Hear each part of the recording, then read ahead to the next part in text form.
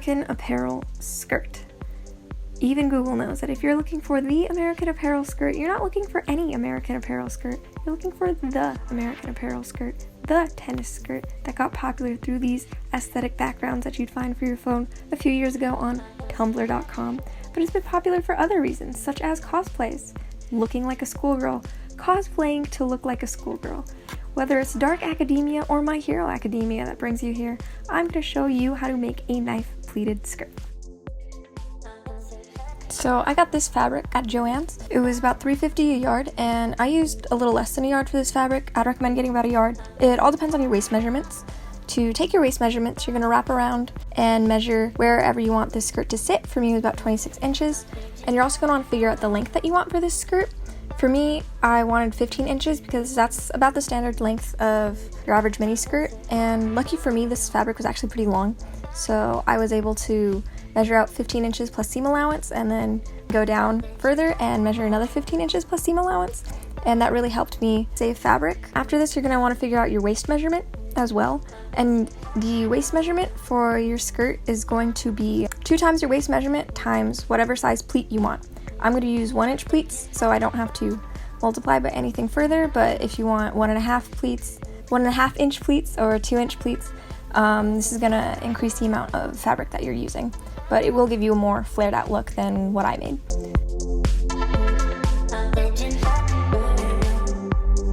And so I'm just going to go ahead and cut that all out so I can get to sewing. Now I'm just going to go ahead and pin these pieces right sides together to make one long strip of fabric that I get to pleat together for the skirt. I'm just going to use a straight stitch all the way down just to attach these pieces together. Over that, I used a zigzag stitch just to keep the ends nice and clean and so they didn't fray up on me. So now you have one long strip of fabric. Now to add a hem to the skirt, what you're going to want to do is you're going to want to measure out about 1 inch of a hem because this is kind of a weak fabric and I wanted to have a nice strong and stable hem. And you're going to go across the entire length of the fabric and give a nice even hem about 1 inch up. I went ahead and ironed it down before I sewed it just to give it one last finishing touch of smoothness. If you want an even more clean hem, you're going to want to go ahead and roll it over twice. I didn't, I kind of wish I did, but I like how it looks now, and I just went over it with a little straight stitch. Try to keep it straight because it is visible from the other side, but here's how it looks. Now we get to make the increments of our pleats. So, but at this point you've probably figured out what size increments you want. Smaller increments will mean less fabric is being used, but bigger increments mean it's a more flowy skirt. And I'm just going every 1 inch increment, and I'm making a little marking because I want 1 inch sized pleats. And so to make the pleat, what you're going to do is you're going to go from one marking and then you're going to bring it to another, just right on top, and then you're just going to pin it down. It's as simple as that. And to start another one, you're going to leave the 2 you just touched alone, and you're going to move on to the next 2, and you're going to take the one closest to the pleat you just made, and you're going to move it on to the next one. And just like the other one, you're going to pin it down, and you're done. It's not really a hard skirt. There aren't that many steps. You just have to repeat the steps 26 times in my case. Here's how it's beginning to look. I began pinning further and further down on the skirt, and you'll see a little bit more later. I decided to do this because you are going to have to iron this down to keep it clean, to give the skirt the pleats all the way down, and so you're better off just pleating the whole thing if you have enough pins to do so.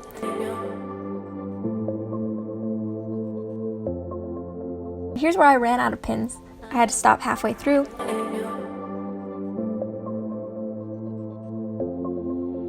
If you're doing it by just pinning at the top, which I did before I remembered I had to add a hem, it just looks really uneven and sloppy and it's impossible to iron down. Here's me unpicking that because I realized it was a horrible idea and I also hadn't added a hem. Just, for your viewing pleasure. Here it is all ironed down and it's beginning to resemble a pleated skirt. You have nice, clean, flat and straight pleats here.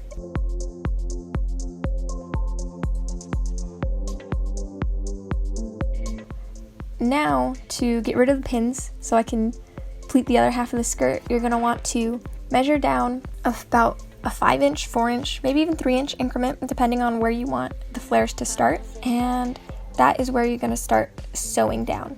And so you're just going to sew the 5 inches that you marked, because that is what's going to help let this skirt hug your body. And you're going to want to sew these very close to the end of the pleat. You don't really want a lot of fabric sticking up.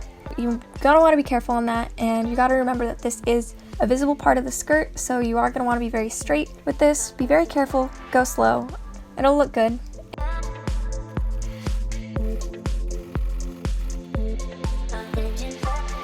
Here we go, here's about halfway of the skirt. It's beginning to look like a pleated skirt already. I went ahead and did the other half of the skirt.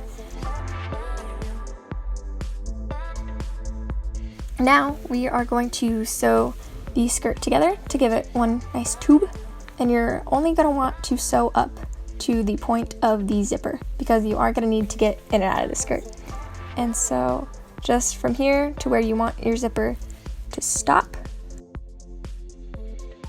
So you're going to want to go ahead and use a straight stitch here, and you can go over the edges with a zigzag stitch like we did initially if you want. Now we're going to add the zipper. My zipper is a little bit too long for this. To combat this issue, what you can do is you can go over it with a little stitch. I typically like to do this by hand. I don't know why I didn't this time around. I guess it was just quicker to do it on the machine. But you're just going to run over the zipper teeth a few times over and over just to block the zipper head. I didn't think that was sufficient, so I kept going.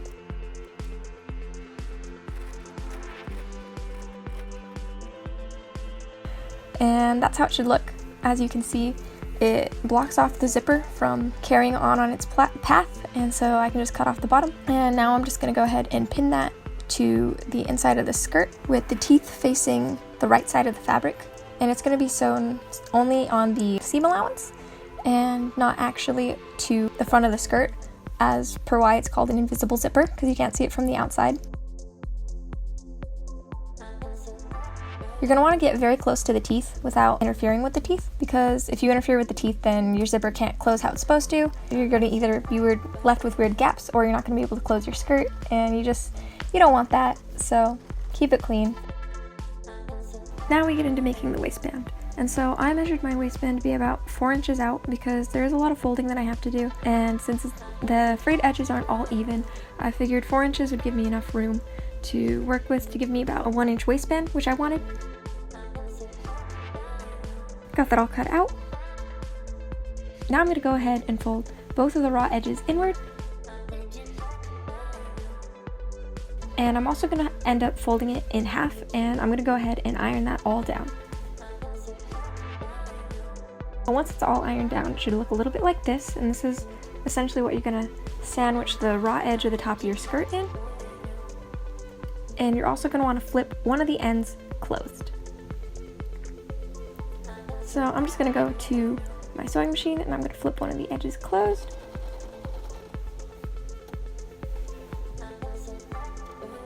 Now I'm going to go ahead and find the zipper.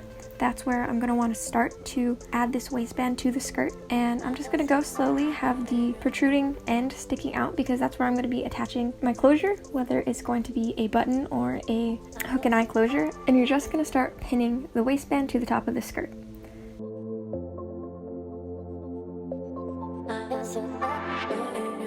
Now that you have that done all the way around, it should look something like this. Try to keep it even, because if it's not, it kind of will be visible.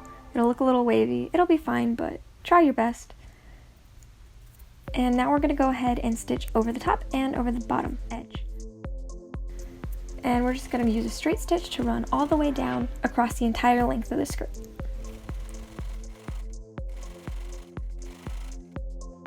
And here's how it should look when it's all stitched down. And now with this little nub, you're going to add your button or your hook and eye closure.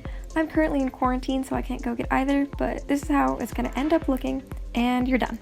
Here's the finished product. I think it's adorable. I paired it with some Doc Martens and some knee-high socks, just like the Arctic Monkeys would have wanted me to in 2014 era Tumblr. Whether it's cosplay or just looking preppy, I just think this skirt's adorable. And I hope you enjoyed this tutorial. I hoped it was helpful, and thank you so much for watching.